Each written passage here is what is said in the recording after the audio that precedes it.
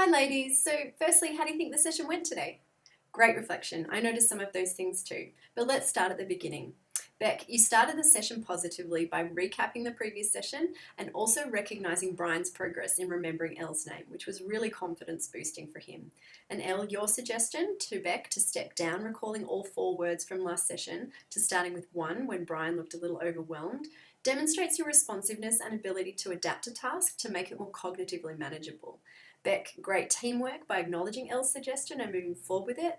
I really feel that you've done a lovely job of building client rapport from the beginning of the session and showing respect. With the homework, Beck, you gave a lovely, clear explanation. My only suggestion here would be to write down what you want Brian to do. Then he has a record of what you've asked that he can refer to when he gets home. Now, at the beginning of the session, you were both seated in such a way that it made it easy for Brian to see both your faces, which helps when you're giving visual cues. But then, Elle, you moved, and I understand it was to be closer to Brian, but then he was having to look left and right. So, how could you have prepared the seating prior to the session so you didn't have to move midway? Yes, I agree. Yes, sitting just at one of those oblong tables to be closer is a great suggestion and exactly what I was thinking.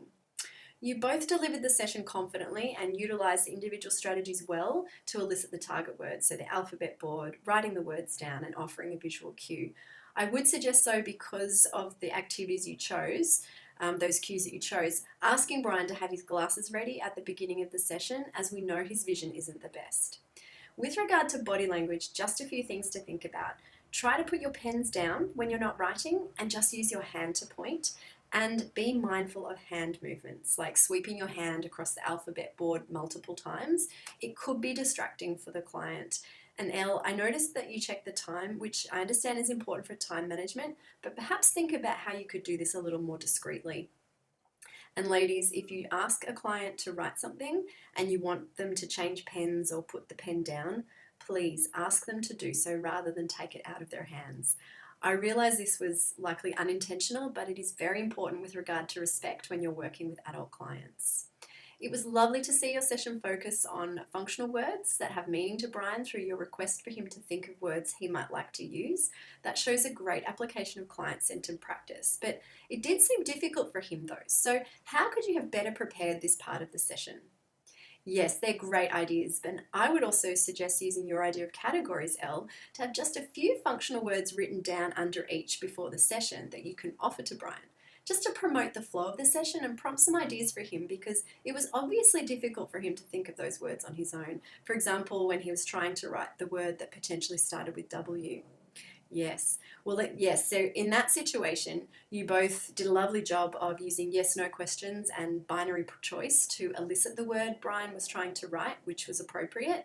However, I would encourage you to have persisted with following Brian's lead to try and figure out that word.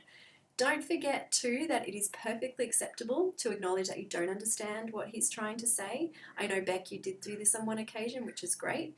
And it's also okay to ask him if he wants to move on or keep trying rather than you making that decision for him. As part of client-centered practice, as you know, it's non-directive and it allows that client to have autonomy over their therapy, which helps maintain their motivation and shows recognition that their preferences are valued, and it goes a long way to deepening rapport. You both gave some good feedback throughout the session. Beck, your recognition of Brian's use of full sentences and when he said Leanne rather than just Lee, and Elle, your prompt for Brian to slow down to produce North Melbourne more clearly. Your praise for that was good. Just be aware of keeping your feedback positive though, because I know at one point you caught yourself, Elle, when Brian was perseverating on doctor. Yeah, you said we're not talking about, but then you stopped yourself, and that was really positive to see because I could see that you were reflecting on what you were saying and making those online changes.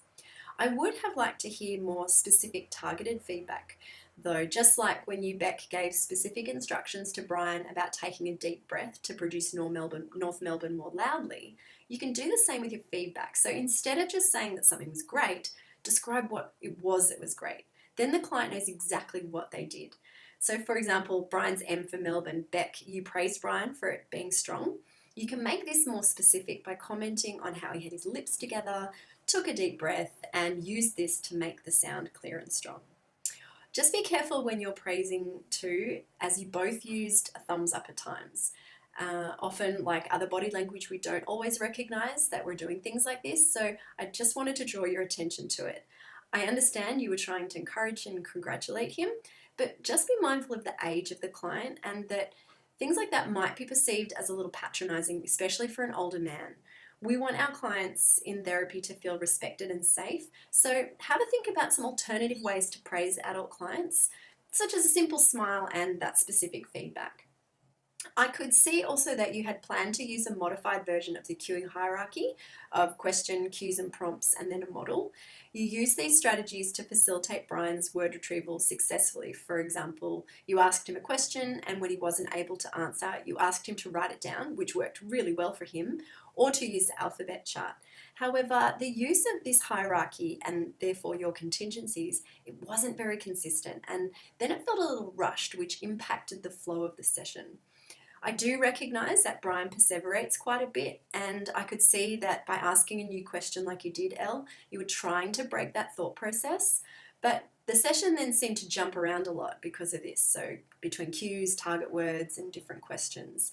So I'm going to have a chat with my mentor, and perhaps we can all take a further look at some research to gain a better understanding of some other strategies we can use to keep the session flowing. So, for example, perhaps embedding that new question more conversationally rather than it being an abrupt change. Knowing he perseverates enables us to better plan for those occasions and contingencies, so that's good. So, when planning the next session, think about his perseverations and together we can plan for those moments. Think about the cues and prompts that were most effective for Brian in this session and what you think might help you use that hierarchy more consistently for the next session. Also, let Brian guide you to find what he finds useful because, he's the best person to do so. Ultimately, we want to scaffold the therapy so that he will eventually be able to self-cue. And also with clients like Brian who have apraxia and aphasia, wait time is something that research says is essential to allow them to process and retrieve the information. But sometimes I understand we maybe feel uncomfortable or feel a need to fill silence with words or more questions because we think it can help prompt the client. But try to think about it from that client's perspective. They're trying really hard to think of an answer, but then another question or a series of questions comes or a change in activity, and it can be very confusing. So ensure that you explain the task clearly using grammatically simple sentences and speak slowly. Then the client knows exactly what you expect. Give sufficient wait time and monitor your client's body language. Do they need more time? Are they thinking? Do they need gentle encouragement? There was one point Brian sat back. I think, Beck, you thought he was ready to move on, but actually it seemed like he was thinking, so just be mindful of that. What was lovely to see, though, was both of you thinking holistically about Brian. Even though you focused on the therapy, Beck, you offered Brian water and asked how he was feeling, and Elle, you acknowledged it was tough work and at one point stopped for a break, so all very positive. I also recognise that online data collection can be difficult to manage, but it is an important skill for both of you to develop and is important to allow you to track your client progress towards meeting their goals. Beck, I noticed that you didn't always seem to be collecting data. Was it difficult for you? Yes? Yes, well, either way, I still encourage you to both try and collect the data throughout the whole session, even if you don't get everything, and that way you can then cross-check your results and learn from each other. Elle, it was lovely to see you explain to Brian what you were doing and what the recording sheet was when he showed interest. Often clients are curious, and so that was quite responsive. One last thing you might not have noticed, but there were a few times when both of you were giving Brian a visual cue or prompt at the same time, and I did feel that the latter part of the session seemed to be weighted more towards Elle giving therapy to Brian. I'm not sure if that was planned, but to foster better teamwork, what do you think you could do for next session to ensure a balance between the two of you? Yes, I agree. Define and understand your own and each other's role and responsibilities. So separate the activities and perhaps Beck, you lead the first half and then Elle, you run the second half. That way you're less likely to interrupt each other, which can be confusing for the client, and the client has more clarity around who they should focus their attention on. You might also find that the session flows more smoothly. But overall, a great session with lots of successes. Definitely some areas to think about for next time as well. So do you have any questions or anything you'd like me to clarify?